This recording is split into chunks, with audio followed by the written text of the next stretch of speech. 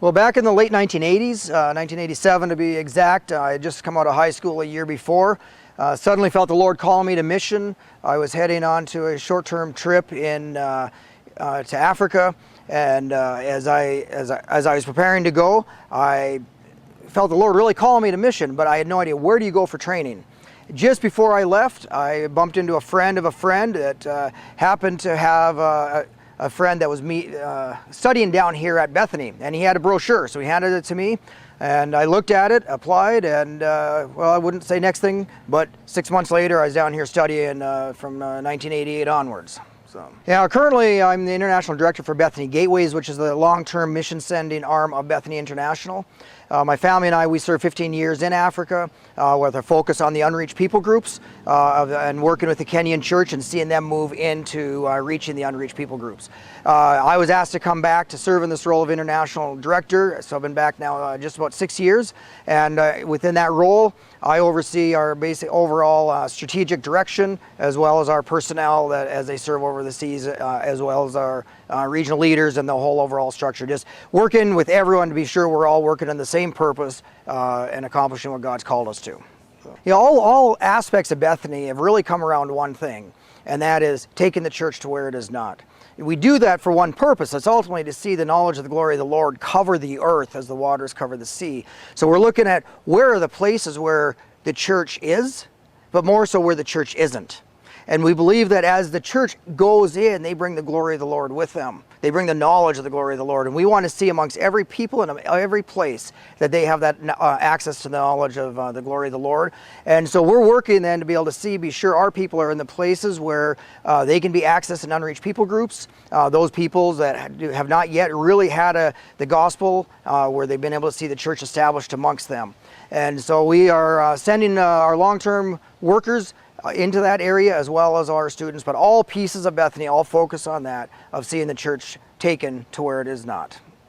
Well, we've got workers in multiple countries. Most I can't mention on screen here, but they are working directly in amongst unreached people groups, and often in cases working alongside national partners that have that same heart of seeing the people groups without the gospel working in. And so they're doing all sorts of number of things, whether some are using business, some are using education, some might be using community development or any other number of platforms, and doing it legitimately, doing it for real.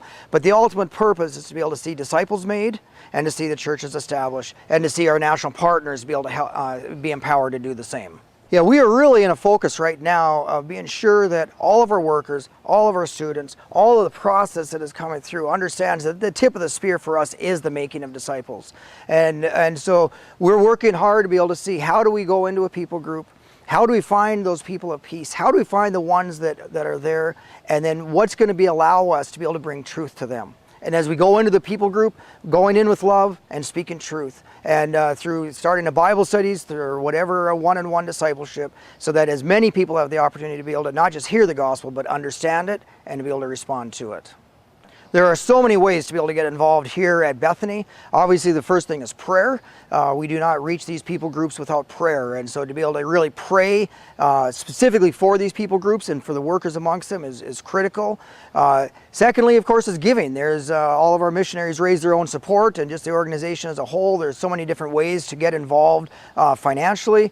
But then there's also going. As I mentioned, Bethany Gateways, we are the sending arm of Bethany International. If you feel the Lord calling you to go and be part of taking the gospel, taking the church to where it is not, you can reach out to us and we can see what would be involved in helping you to get there, to become part of our team and be part of our force that is taking the church to where it is not.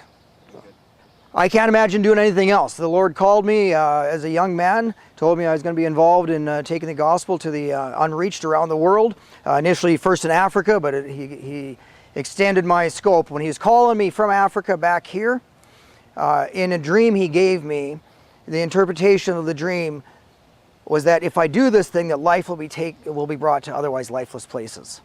And as we go forth, we bring life, and as life is brought, we bring glory to God. And that's why we do it. There's nothing else I can imagine doing than here. And we've been involved in this 30 years now, for myself personally, myself, my wife, and just never look back, just forward. That's the only direction we've got. So, yeah. Current events, I don't know when this will be seen live, but South Minneapolis, we've had a lot of attention on South Minneapolis with the killing of George Floyd and then all the reaction. I actually live in that community. I live 6 blocks from where the site was. We've had fires 2 blocks from our house, the street just 2 blocks up, 4 miles of destruction. And the Lord's really been speaking to me a lot this week as to what does it mean for us, you know? And just one thought is, He's not calling us as Christians to go to church. And of course, none of us have been able to go to church during this COVID thing. We've all been doing church. He's not calling us to go to church. Though, yes, I look forward to the day when we can gather again. He's calling us as disciples to be the church in the communities where we are. And the Lord brought back to me just yesterday from Isaiah 58, a passage He gave me 30 years ago on May 23rd, 1990. I have it marked in my Bible, and He just brought it back to me yesterday. That as we go and we bring justice, but He describes what justice is, what the ordinances of justice are, that as we do that, and that's what the disciples do, His glory is our rear guard.